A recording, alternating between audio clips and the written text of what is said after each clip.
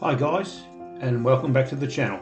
In this video we travel down the wild, scenic west coast of the South Island of New Zealand. This road is pressed hard up against the ocean by the mountains beside it, and it is heavily vegetated with native temperate rainforests.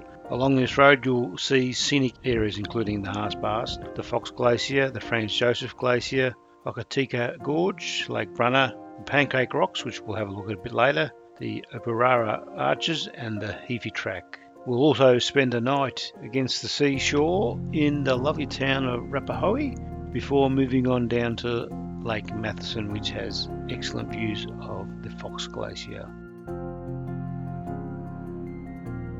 The Pancake Rocks on the west coast are a heavily eroded limestone formation where in high tide the sea bursts through in several vertical blowholes, creating quite a spectacular sight.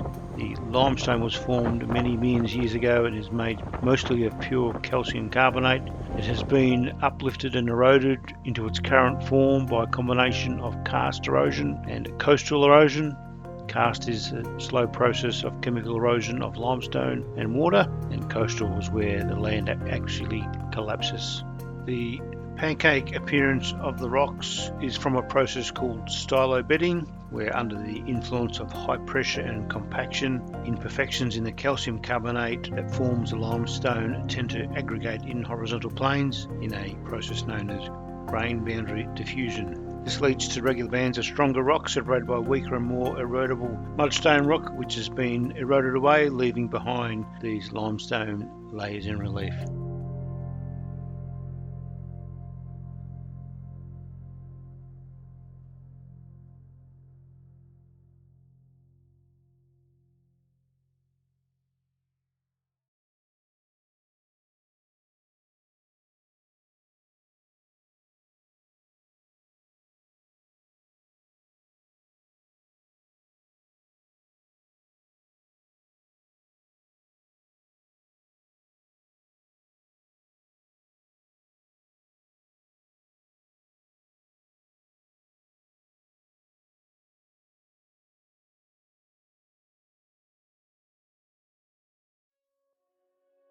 Lake Matheson is a small glacial lake on the west coast near the township of Fox Glacier. It is renowned for its reflections of Mount Cook and Mount Tasman in its still waters.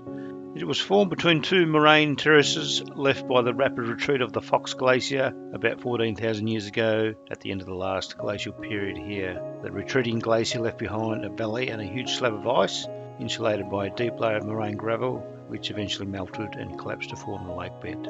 It is now about 12 kilometres from the current terminus of the glacier, and there is no river inflow or outflow into this lake. The walk is an easy 2.5 kilometre walk which circles the lake, provides spectacular views of the mountains at the far end, and there is a jetty there too, which is known as Jetty Viewpoint, which provides some spectacular reflections if the water is still.